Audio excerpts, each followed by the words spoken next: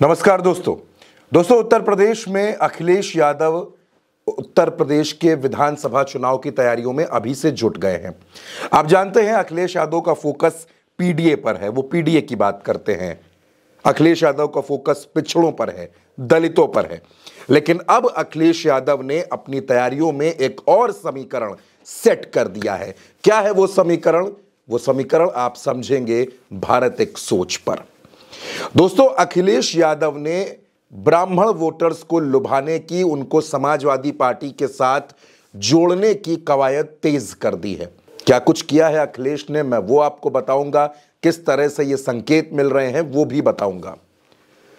दोस्तों, जनेश्वर मिश्रा, जिनको छोटे लोहिया कहा जाता था, मुलायम सिंह यादव भी उनका खूब सम्मान करते थे।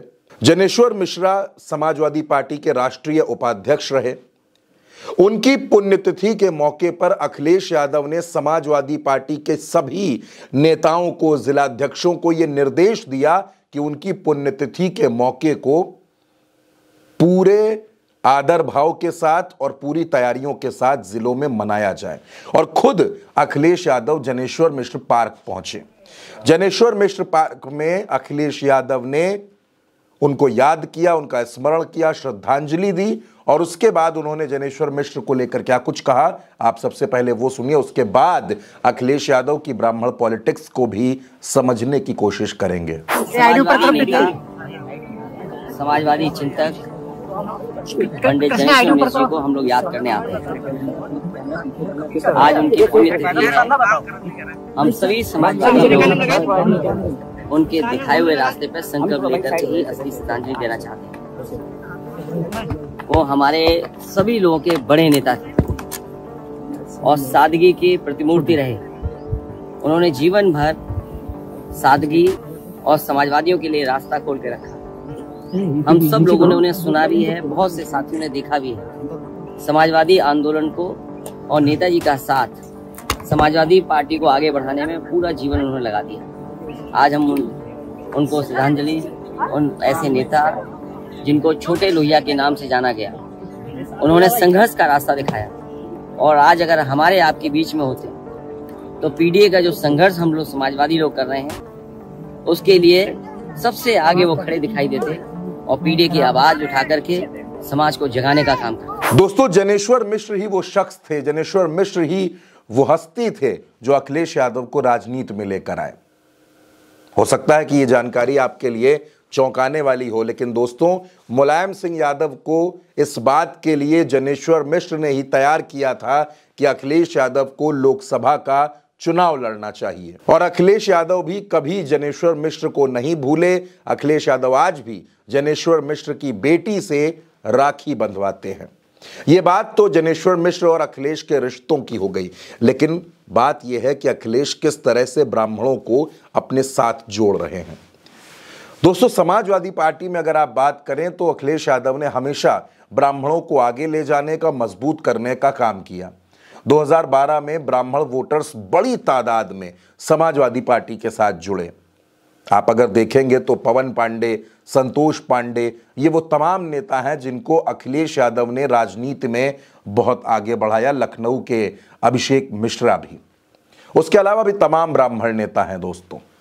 और अब अखिलेश यादव एक बार फिर से ब्राह्मणों को एकजुट करने में जुट गए हैं।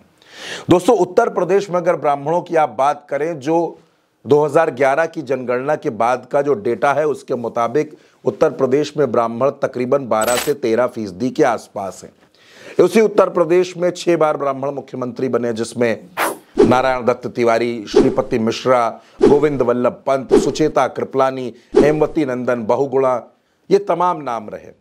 ये सब कांग्रेस की सरकारों में बने। अखिलेश यादव जब मुख्यमंत्री थे तो उनकी सरकार में भी कई ब्राह्मण मंत्री थे, चाहे पवन पांडे रहे हों, अभिषेक मिश्रा रहे हों, या फिर अब जो भाजपा में चले गए वो मनोज पांडे रहे हों।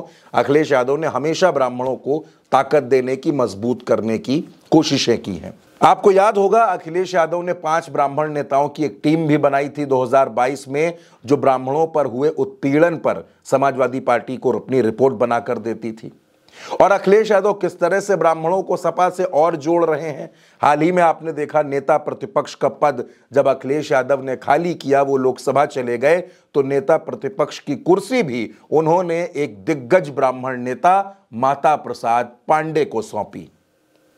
और अब अखिलेश यादव पूरी तरह से इस बात पर फोकस्ड है कि पीडीए के साथ साथ अगर ब्राह्मण वोट भी समाजवादी पार्टी के साथ जुड़ जाए तो समाजवादी पार्टी 2027 में सत्ता हासिल कर सकती है।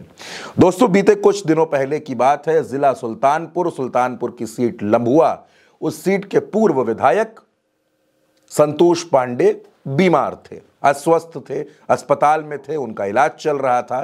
तो अखिलेश यादव ने वीडियो कॉल करके उनका हालचाल जाना। दोनों के बीच में क्या बातचीत हुई वो वीडियो भी आपको दिखाता हूं। स्टंट डाला है भैया। अरे तो क्या दिक्कत हो गई क्या? हाँ भैया, मुझे करीब 2 महीने से पेन था, तो इधर 6-7 दिन से पेन जा नहीं रहा था।